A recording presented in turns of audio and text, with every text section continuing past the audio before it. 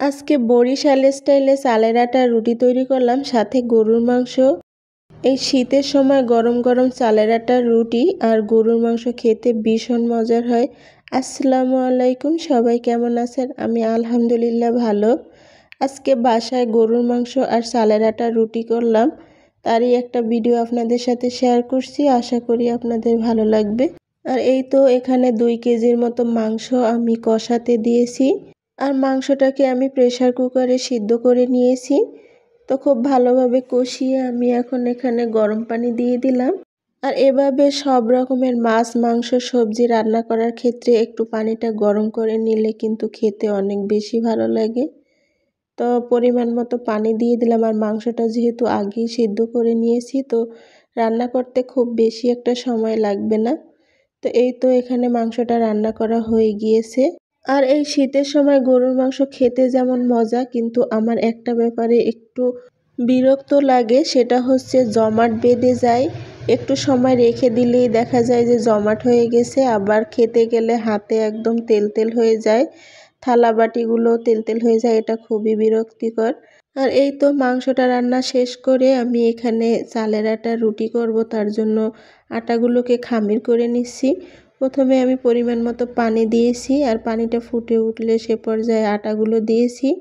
আর আটাগুলো দিয়ে একটু ঢাকনা দিয়ে লো আঁচে অনেকটা সময় জ্বালিয়ে নিয়েছি, প্রায় 10 মিনিটের মতো। এতে করে আটাটা খুব ভালো করে সিদ্ধ করা হবে। আর এই তো আমি এখন 10 মিনিট পরে নেড়ে চেড়ে খুব ভালো করে মিশিয়ে নিচ্ছি। তো আটাটা খামির করা হয়ে গিয়েছে, আমি এখন ঢাকনাটা দিয়ে ঢেকে 10 মিনিটের মতো এভাবে দমে রেখে দিব।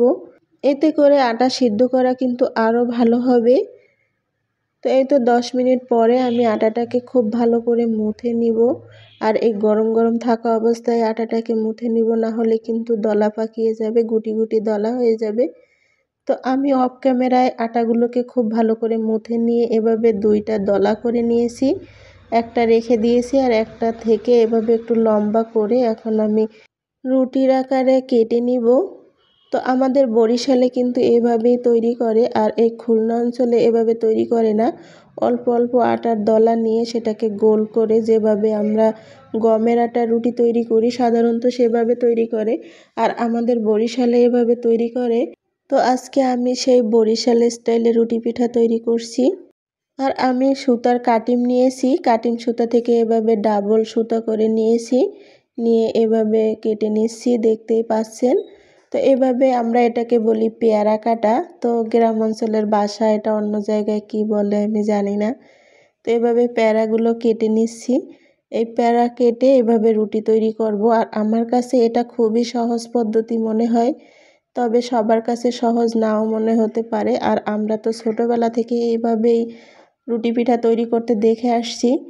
আমাদের বাড়িতে অনেক সময় এরকমের 10 কেজি, 12 কেজি, 20 কেজি চাল পর্যন্ত এভাবে রুটি পিঠা তৈরি করতো। তো এখন হয়তো আর সেভাবে করা হয় না, তবে এইভাবেই আমার সহজ মনে হয়, যে আমি ছোটোবেলা থেকে যেভাবে দেখে এসেছি। তো সব প্যারাগুলো কাটা হয়ে গিয়েছে, এখন আমি রুটিগুলো তৈরি করে নিব।